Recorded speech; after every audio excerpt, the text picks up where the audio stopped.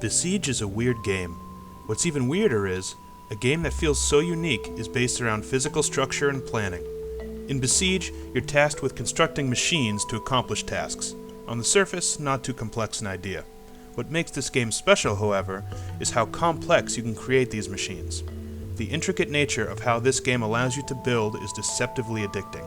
At its core, Besiege is nothing more than a simple physics puzzle-solving game. Because of how many options you have to build with, Besiege stands out when compared to other games of its type. When I first started out playing, I was intimidated by the freedom the game provided. I feel like, while I may have completed my objective, I was building machines that were pretty inefficient and outright stupid at times. The game, however, gently eases you into the complexity of its engineering mechanics, and with every level I was building increasingly complex machines in a way that felt very natural. Each level in Besiege presents new obstacles, and the way the game trains you to build is by incrementally dialing up these challenges. Also, it forces you to approach problems from different angles, leading you to construct systems that you never thought you could before. I've had some levels where I've used countless pieces to build a system to accomplish an objective, while others I've solved in under a minute with maybe 5 items and got lucky. An appreciated feature of Besiege is that, rather than your traditional saving progress, the times you choose to save will record whatever machine you've built, allowing you to load it up in future levels or in the game's sandbox mode when you want to use it again. Many of your creations will take a long time to build, so be prepared to devote sometimes hours into making just one machine. This level of detail is what gives the game its charm and appeal, since you'll be constantly refining your projects as you go, and developing more advanced and streamlined ways of building.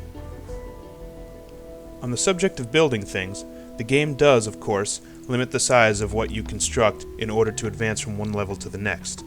With unlimited space to complete objectives, levels would become pretty easy. A feature included, though, is the ability to turn off this limited building area. Doing so will not allow you to progress on from that level if you haven't already beaten it using the limited space you're supposed to use. One of the issues I have with Besiege lies in how it loads larger projects. While the game does allow you to build systems which are far larger than it would normally allow you to use to beat a level, the problem is, when you try to load something so big that it would encroach upon the environments of the game fails to load and you won't be able to play or load anything properly unless you return to the main menu. Keep in mind, though, that the game is still in early access. The developers may include something to remedy this before the game is fully released. So, overall, when a game like Besiege comes out, giving players maybe a couple of dozen items to use for building materials, yet providing hours and hours of addictive gameplay for engineering enthusiasts, I'd expect it to have a decent price tag to go along with it. Not terribly expensive, maybe a solid $20 or $25. Currently, you can get this game for $10 or less on Steam, which is a phenomenal deal. If you are even remotely interested in free-range construction, puzzles, physics games, and tests devised to challenge your lateral thinking, or if you just like to see how far you can launch a flaming ball of lava into a crowd of people, then you should definitely pick up Besiege. You will not be disappointed.